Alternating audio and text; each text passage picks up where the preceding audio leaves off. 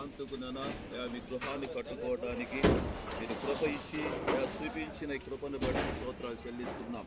పునాది వేసిన నాటి నుండి నైనా మీరు తోడుగా ఉండి స్లాబ్ వేయటానికి మీ కృప చూపిన దేవాస్తుతి చెల్లిస్తున్నాం.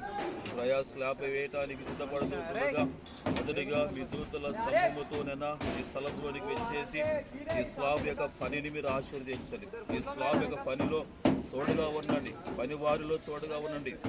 కాయగోతని పనివారి యందు మీ జ్ఞానం ఇచ్చండి.